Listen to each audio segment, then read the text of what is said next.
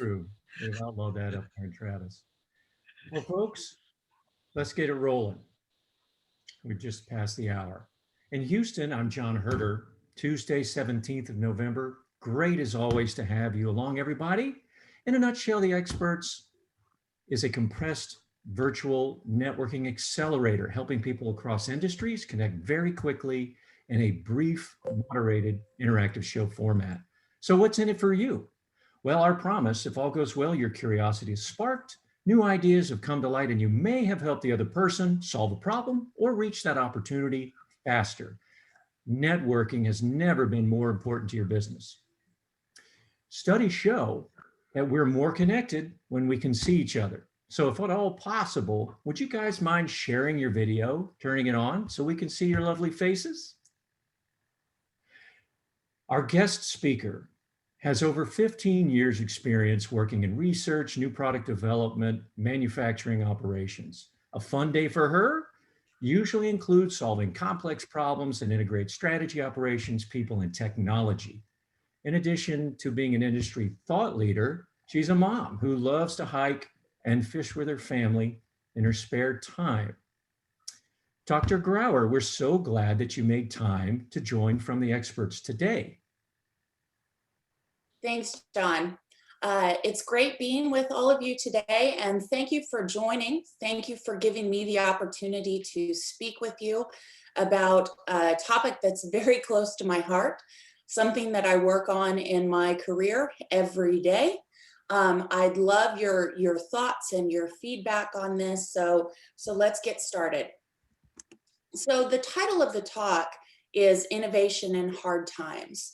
And the idea behind this is to take a look at how to continue internal R&D and open innovation during the pandemic, during the oil crash, during our current situation in our corporate environment, and also to take a look at the trade-offs between open innovation, which would be, in my definition, is with a third party that wouldn't necessarily be within your conventional supply chain, or a startup, or an academic institution of some kind, maybe a national lab, versus your conventional internal R&D. What does that balance look like? What are the trade-offs? What are the challenges when bringing those together? So I'd like to talk to you today about brainstorming some creative ways to tackle and integrate this open innovation platform that we hear about all the time with our internal R&D programs. When I came to TechnipFMC, I was the founding member of our external technology engagement program. That is a program that was focused on investing in startups and taking equity stakes in those startups, and also bringing them into our sort of corporate ecosystem. The challenge is that we had COVID hit, and then we had the price challenges that we have in our environment right now. And then we have this complete shift in corporate philosophy and corporate strategy. And of course, as with all interesting and needed programs, that program went completely out the door, and we no longer invested in those startups or those technologies. So I was transitioned over to run our global R&D program. So now I'm in a challenging situation where I believe in external technology engagement. I believe in open innovation.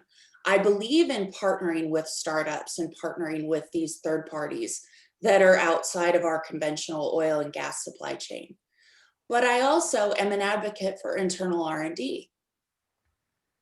So my thesis is that these two programs can coexist together in a corporate environment.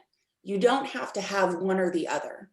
I have heard a lot of argument around what's better for a corporation to invest in open innovation versus internal R&D. I've heard arguments around open innovation not delivering the promises that they've made. I've heard a lot of arguments around internal R&D being too slow. I think that again, my thesis is they can be integrated appropriately under one program and still benefit the corporation. Now, to compound this challenge that new corporations have, we also have this brand new buzzword called entrepreneurship. And we have a city now that's very much struggling with entrepreneurship, trying to take advantage of new accelerators, new startup incubators, new startups, new innovation. We have the ION, we have the Canon, we have Station Houston, we have Capital Factory in Austin. We have all these different groups that are trying to help us be more entrepreneurial and to innovate. So how do we take advantage of that? And the reason that I asked that question is that I joined them all. When I was head of external technology engagement, I joined them all. I paid $40,000 here, $50,000 here, $250,000 to another one to gain access to this supposed ecosystem that was available. You know what I got out of all of those memberships? Absolutely nothing. I got a list of startups that I could have found on my own on a quarterly basis. Now, we got to go to some nice events. I got to meet some very nice, interesting people. But in terms of really understanding how to take advantage of that innovation program, I think, again, back to my thesis, it needs to be part of a broader internal R&D effort, a broader investment in a portfolio around the business. So what I'd like to do now is stop talking a little bit. I see some comments that are in the chat, and I'd also like to really discuss what your thoughts are on this conundrum that I face every day. And how do I overcome this challenge of having two completely separate camps focused on two different things, because a startup is going to be focused on a different outcome than a corporate will. So how do I tackle that? What are your thoughts? And now I'd like to open it up for questions.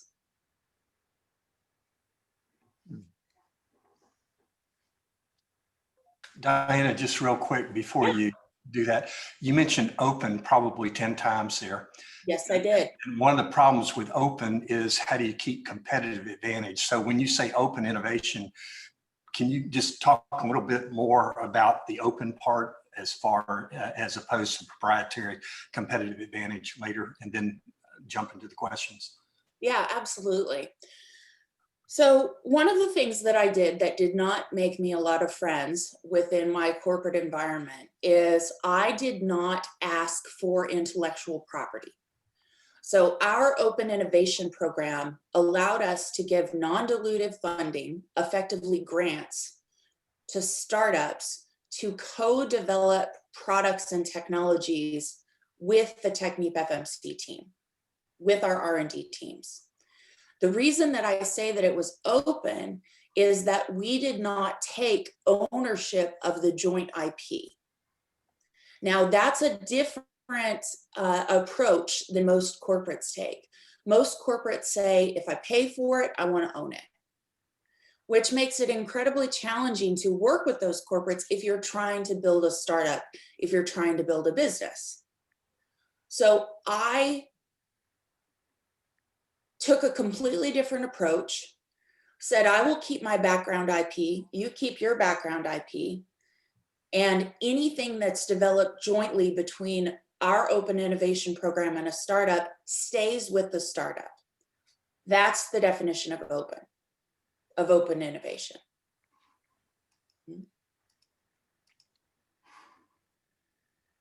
Other thoughts and questions? Well, this is John Fitzgerald. Hi. I mean, we participated because the founder of the organization I'm helping, Universal Subsea, is a Rice grad. We've been to several of these Rice events, and I know people from TechnipFMC have also been there as well. And then they do this sort of speed dating thing, you know, make a little pitch, and we've got some interest at those events, and the people that were there, some of which I know, because I've worked at FMC for 23 years, were receptive.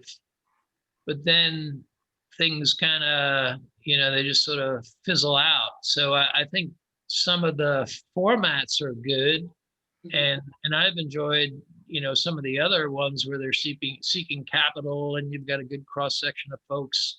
It just seems like, for whatever reason, things kind of peter out afterwards, and we're back to, stalking oil companies again. Absolutely. which I don't mind doing. I enjoy doing that, but we recognize if we were teamed up with one or more of the big equipment providers, it would certainly facilitate things for us. Yeah.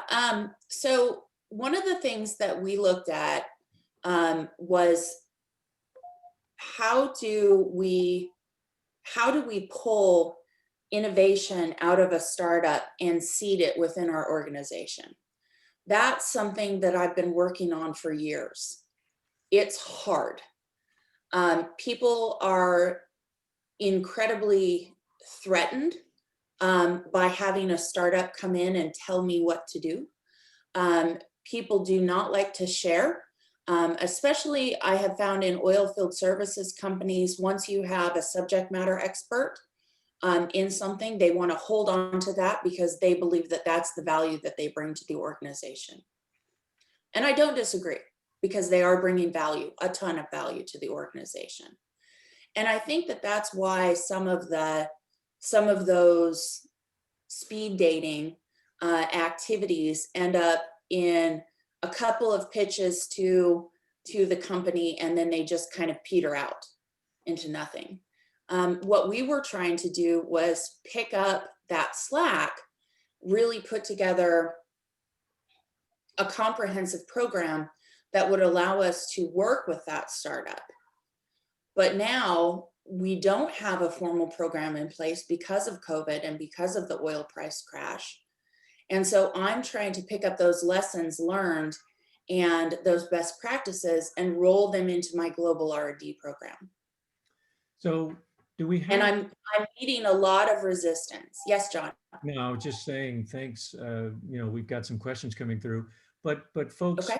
from aerospace, folks from shipping, folks from other parts of the industry or other industries, anybody have models that you're using now that could be helpful, or lessons learned for Diana, who's working on this? Sure, I'll take a crack at it. Hi, Diana. Thanks for sharing some of your experiences. And when you said, do you know how many successes I had with those interactions, I raised my hand and said this. Exactly what our experience has been. This is a much longer conversation, so I'm going to really summarize this. We've had quite a bit of success with reaching out to startups. Our focus is more in the engineering, aerospace, and cybersecurity arenas. But the general landscape is the same.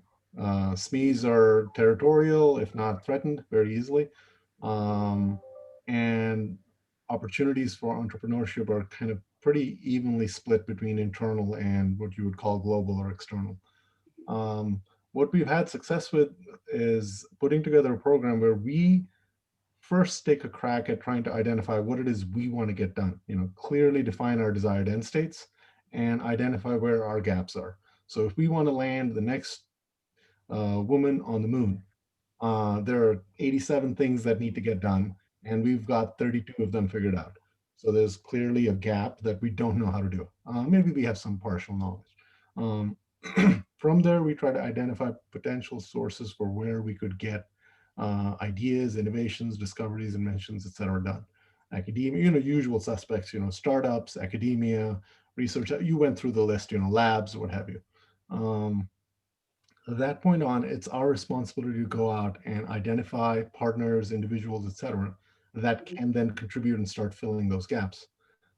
Instead of going to those large events, which you very clearly articulated as being barely effective, what we did instead is we go out and interact with the uh, industry outreach programs of the universities, and also venture capital firms, et cetera, that have big portfolios in areas of where we have interest. And we spend some time with them and try to get a download of, give us your portfolio. And we don't have the startups present, we have the venture folks present. What are those individual startups, or in some cases it's an individual, it's not even a company yet, where there's some IP or some ideation concepts that might be relevant to us. Once we've gone through that initial kind of pre-screening, then we focus in on the ones that show some promise, or have some capability that we believe we might be able to use. Oftentimes they don't, what we're trying to do is not a focus of what they're trying to do, but their capability is very relevant to us. We've seen that about 75% of the time, where they want to use this concept for this something that's on their business plan, but we look at it for some other purpose completely. We've had quite a bit of success. I think in the last 5 years, we've got 1, 2, 3, 4 different joint ventures started, and 3 mentor proteges through the Small Business Administration. So not as much as I would want in terms of success, but there's a lot. And of course, I don't want to monopolize this call, but we can talk about it at length if you'd ever want to discuss. I'm sure other people have other ideas. This was just what we've done. Absolutely, absolutely. We've got some, So sorry, thank you go ahead, very Diane. much. Yeah. So looking at the chat, Matt Bell asked a question: what do your customers want you to do? Are they actively directing you to find solutions that demand external open innovation versus waiting for you to develop solutions in-house?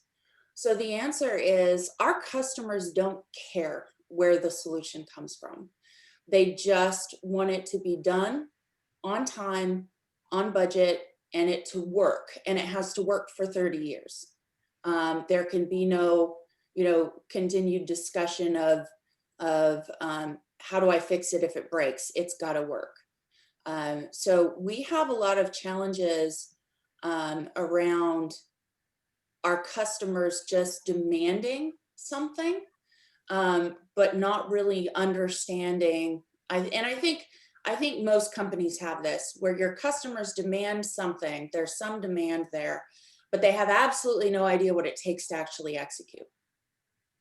So the other thing that we have happen quite a bit with corporates, especially large oil and gas firms, is that they will invest in a portfolio of startup technologies, and then they want to be able to just throw those over the fence to the oil field service firm and have the oil field service firm just make it work and figure it out. And that's an incredibly challenging proposition for an oil field services firm, as Sid said, who are trying to solve those 87 problems. And maybe they've identified a couple of the gaps, but that startup doesn't necessarily fit in the perfect gap right then and there. So it's incredibly challenging to tackle both open innovation and internal R&D, especially on oil field services, because our customers just don't care. Diana, just a thought. And I don't say that to be mean or disheartening, especially if I've got customers on the phone, but they just want a solution that works. Yeah. And that's what we want to provide as well. Just a thought, Diana, do you have a Yes. case that you could kind of give us an example of a particular gap that you're working on, or something like that to the conversation?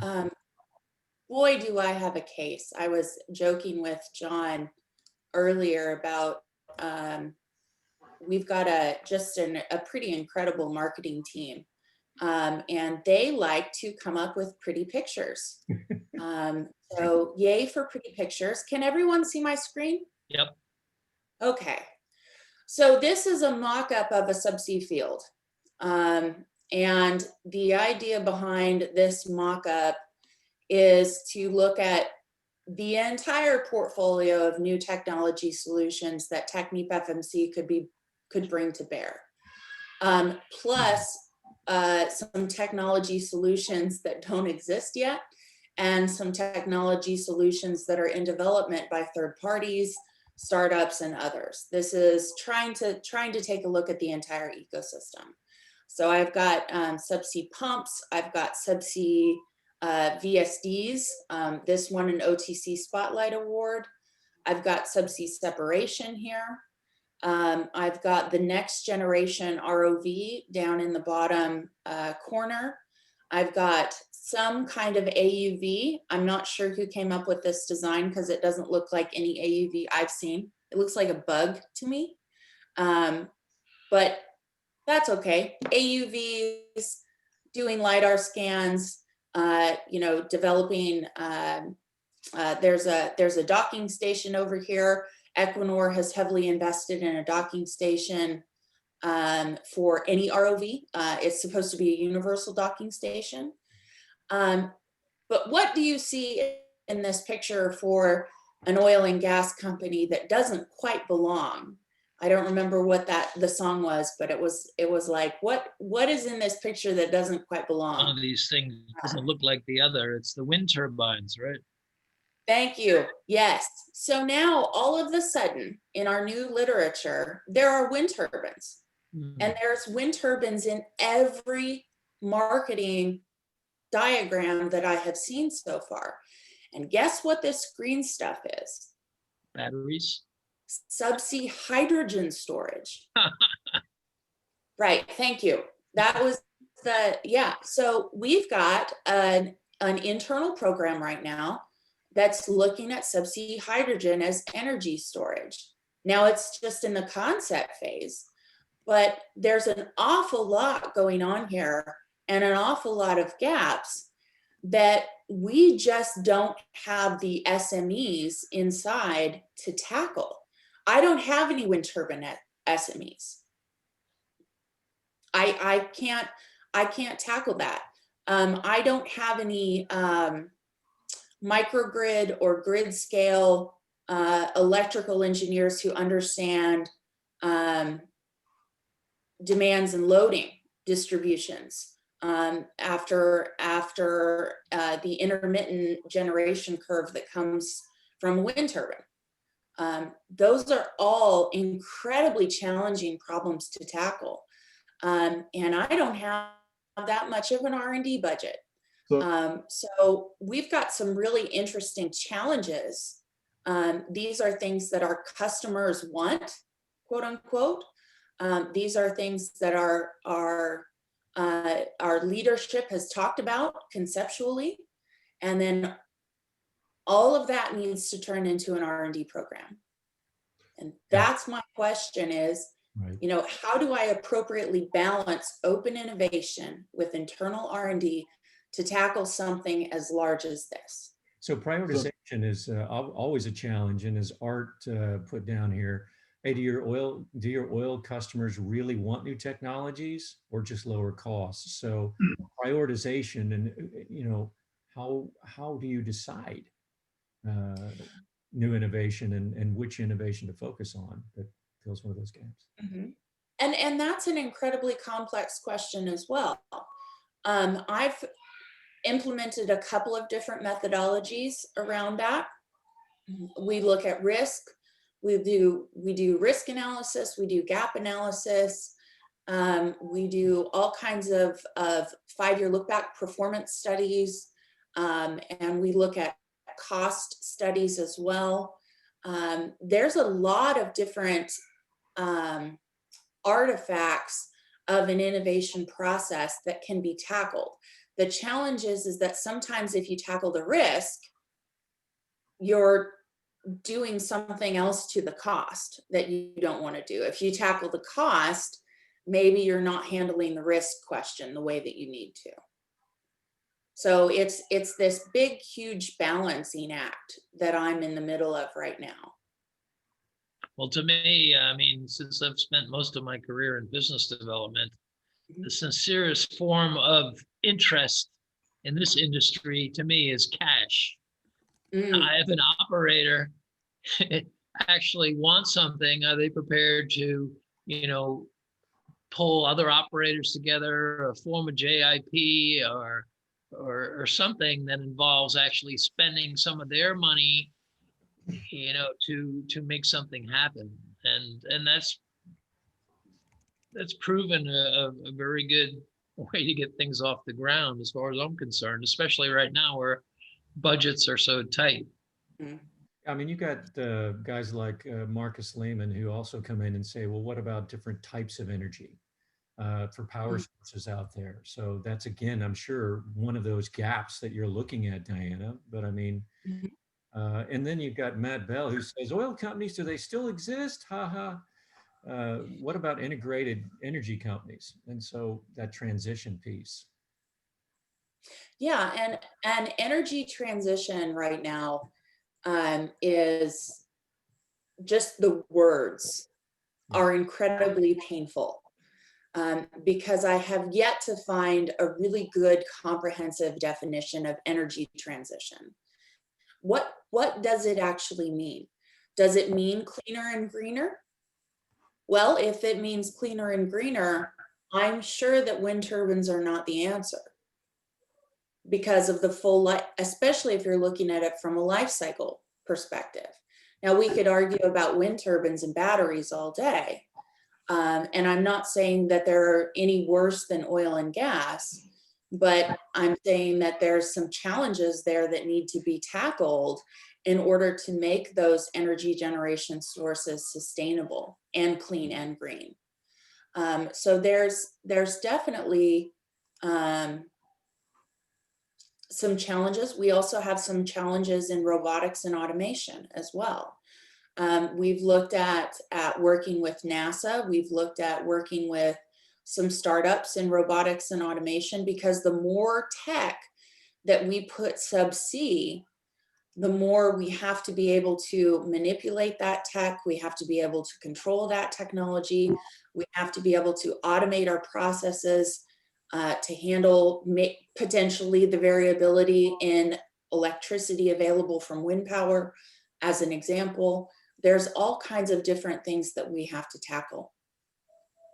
Hey, Diana, this is, I'm not a subsea expert by any stretch, but the work we've done with size, weight, and power in differing environments, especially in space, et cetera, we've done a little bit of subsurface, so UAVs type stuff, but not at the ocean floor, which is a different animal altogether. I was just curious when I saw hydrogen cells on the floor, if this is just an energy source, you have an entire spectrum of energy from waves at the top surface, even to lower surface, all the way to temperature differential between the layers that can be used to generate consistent, never-ending energy source, right? I mean, that doesn't, you've got that temperature gradient 24/7. So I was just curious, why hydrogen and why sequestering it at the floor when you have a windmill on top? If it's just about providing energy to the infrastructure on the floor, there's several other avenues. So this was a project that was kicked off about 6 years ago, and at least I believe 6 years ago, and it had some very strong advocates in Norway. And for those of you who have worked with oil field services or oil and gas companies, a lot of times all it takes is the right advocate, and a project will just take off and head in one direction or another. And it is like stepping in front of a freight train to try to stop it. So there are lots of projects like that within our portfolio that are, I think, incredibly well-intentioned. But if we really look at some of the technical challenges around executing that at scale, there are some technologies and some gaps that we need to really, dig into and tackle.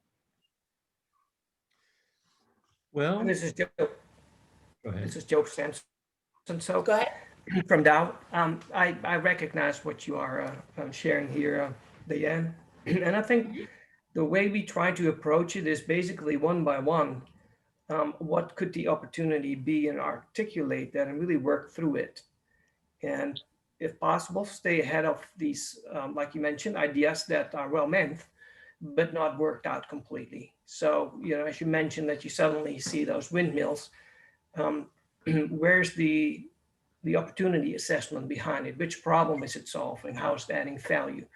So challenging, I think, any project, any opportunity with that, and then looking at who could you work with to capture that value, and how can you divide the value up, right? Being an IP or whatever value there is. That's, I think, an important part to address some of it. And I think the other part is it just takes a lot of work, focused work. So do you have the resources to assess these things and then act upon them? So that's another challenge. Of course, when you have corporate downsizing and changes in governance and changes in structure, R&D is the first thing to go. So I am right now effectively borrowing resources from engineering to execute on projects. That's an incredibly challenging situation to be in, because I don't have those consistent resources to help me do the value chain analysis and understand the gaps as well. So I'm almost a startup inside a corporate by myself, trying to tackle what's being put on paper in front of our customers, but tackle it practically and really understand what can be done and what can't be done, or at least what can't be done now, and what should be done now and what should be done later. Diana, thank you. And that's going to be the last word in this part of the show. Thanks to everybody for their comments. And there's quite a bit of follow-up. We can take this conversation further on Slack, or you will be able to connect with each other after the show. But Diana, this is where we come to the expert ask and give. So this is where in the show, we ask our expert, what are they willing to give the audience, and what do they want from the audience? So back to you. So my ask is to, I am mainly here to build my network. I would like to have the opportunity to connect with each of you, to, dig down into some of these ideas and some of these questions that have been posed, have conversations around new technologies, new innovations, new ideas that can then be brought to the table and realized. And my give is, I'm willing to give my time and my subject matter expertise, as well as making connections throughout my network for you. I'm hoping that will be both a give and take relationship, and that if you've got somebody that you're interested in reaching out to and I'm connected with them, I will do my darndest to get you connected with them as well. Thanks very much. So now, folks, how can FTE Network help you? Why not simply just ask each other, just like Diana did? Each show, we experiment with new ways to engage you, the members. More trust in the group promotes richer, stronger networking, accelerates connections, gets you to the opportunity faster, you get it. Today, we're fortunate to have Jeff Hogendam as the Leads and Needs guest moderator. And Jeff's got a lot of new venture creation experience over his career. He's been CEO of several venture-backed startups, as well as starting a few companies on his own. So he knows something about taking risks and seeing successes and failures. Today, he's CEO of 360 Connect. It's a company that helps others solve their largest marketing challenge, which is finding new customers. Jeff, thank you very much. Good to see you. And what you make of this thing that Diana was talking about. Yeah, thanks, guys. Diana, great presentation. Thanks for sharing everything today. So interesting. I'm sitting here listening to Diana. We have a lot in common. She's a mechanical engineering background, and I'm a mechanical engineering background. But the two companies we work for could not be more different. Technip has 37,000 employees, and the two companies that I own with a couple people have about 80 employees. Their revenue is 13 billion. Our revenue is about 13 million. So a little bit different. smaller companies started by me and some other folks. We're in different areas. Even though I'm a mechanical engineering background, I went digital marketing and do things in the area of customer acquisition. But what I find in listening to all this is that the problems are the same. The innovation challenges are the same. In fact, John's just put a poll up here. If you guys could answer those poll questions while we're talking a little bit here, might be interesting to get us started on some topics. But I saw a comment by, I think it was Steve Matthias, who made a comment in here earlier about what is it, cultural issues. And I was thinking about just innovation in general. And I think when I think about our own companies, which are much smaller, we can make decisions very quickly. Get a board meeting together, it takes 4 people, and then we have a decision and we move on. But what does it take from our experience, being proactive, understanding the risk that we're taking, smart risks are okay, and then finding a rallying cry for change. And I think the important thing is figuring out, does your culture allow for failure? Does your culture allow for people to take chances? Small bets, not huge bets, but depends on what the opportunity is, of course. So how does your company go about that? And just 60 seconds on what we've been doing here at 360 Connect. When COVID hit, it affected us just like it affected everybody else. And so I said to the team, I said, I want to do everything we had on the table in the next 2 years. I want to do all that in 6 months. I want to figure out what works and what isn't working. How can we make the smallest bets possible? So we changed a lot about our culture and accelerated a lot of things. And we're not out of the woods yet with respect to COVID. We still have a lot of work to do. But the culture is awesome because they're just iterating at a speed probably 3 to 5 times faster than they were before. So that's what's been going on at 360 Connect in terms of what we've been trying to do. Also, Uncommon Logic, both companies here in Austin. So what I want to do is, and John, how do we see the results of the survey at some point? How does that work? We end the poll. So everybody, I'll do that in 2 minutes. So finish the poll. We've got a little over half. I'll do that in about 2 minutes and it'll pop up for everybody to see the results. Good. So what I was going to do is shift it back to you guys. Sorry, John. Oh. There it is. So the majority of the folks do not believe they or their team are innovating enough right now.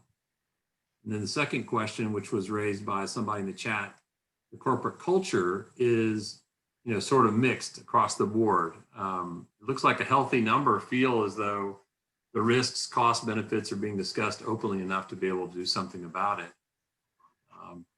And then in the last question, how much of your budget is going to risk taking? Those are all pretty healthy. So this is an innovative culture from what I'm seeing here. Even though the group answered the first question at 59% no, it appears to me that the organizations you're in are actually putting money at risk and taking risks. So interesting group. So does anybody want to share anything we have about 5-10 minutes left, I think, John. Yeah. Does anybody want to share any challenges they're having or successes they're having in their own organizations with respect to innovation?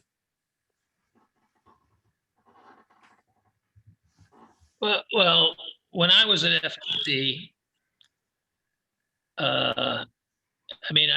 I was part of 4 patents, and if I had a solid case to make to tweak a product or come up with a new product, I was given a lot of latitude to run with it. And I'm not an engineer. I started in the field service department, but talking to the clients and what have you, the management at the time were very receptive. Now, obviously, receptiveness varies with the price of oil.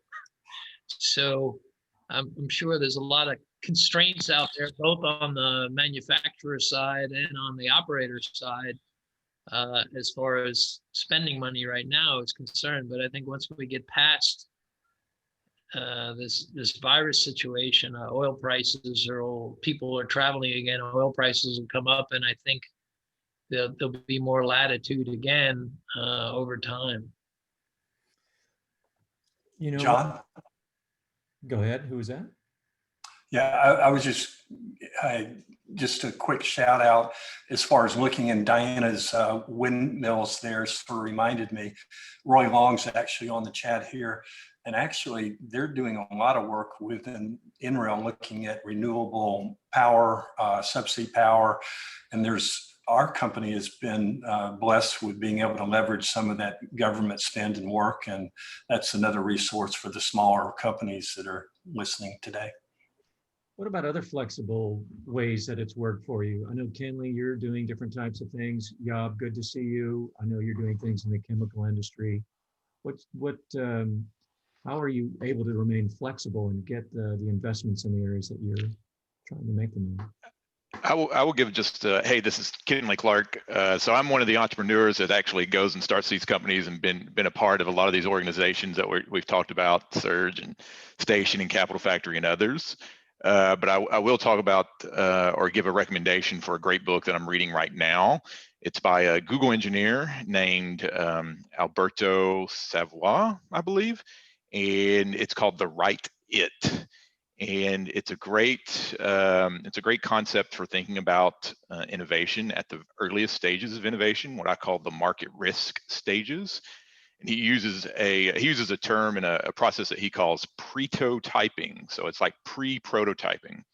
Most of us think about prototyping when we think about using something to show that we can build this object or whatever it might be.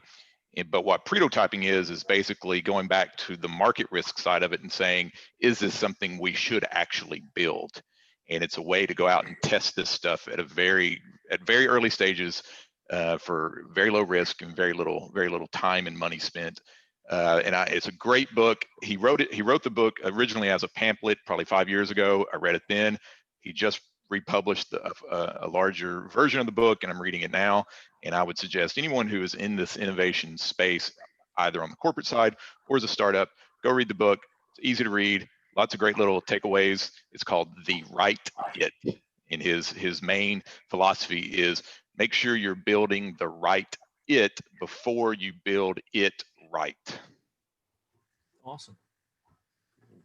So we got time for maybe one more comment. Or Jeff, do you want to close us out with, or you, Diana, for that matter, something that Kenley said?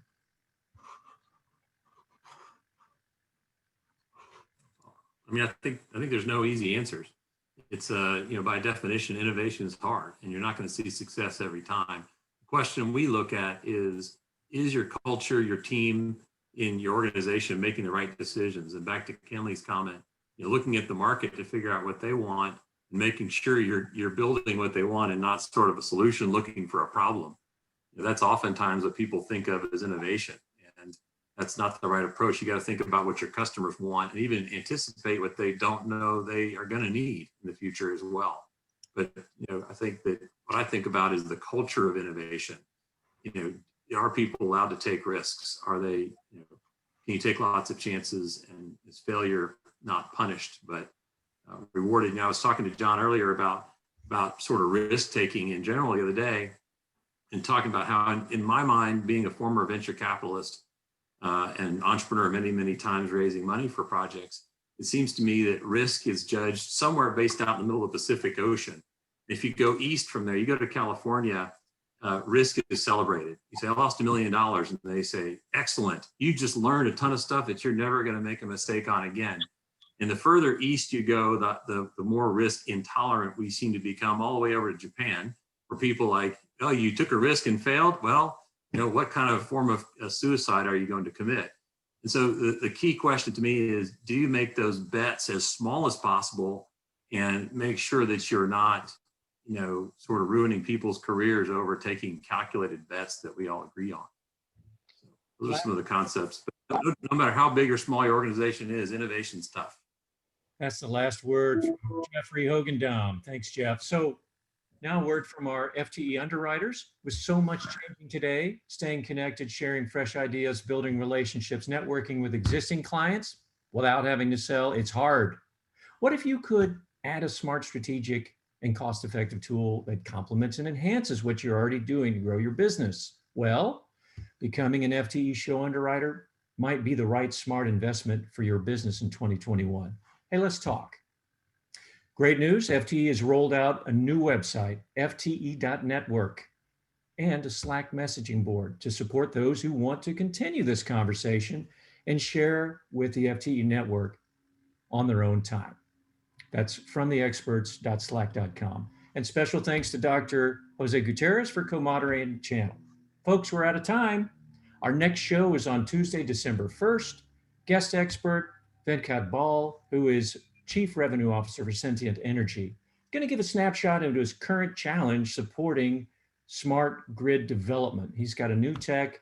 They're doing their part. It's going to be very interesting. Sign up right now on our website, fte.network. Great story. Don't miss it. How are we doing? 60 seconds or less. Your ideas and feedback will make this show and network even better.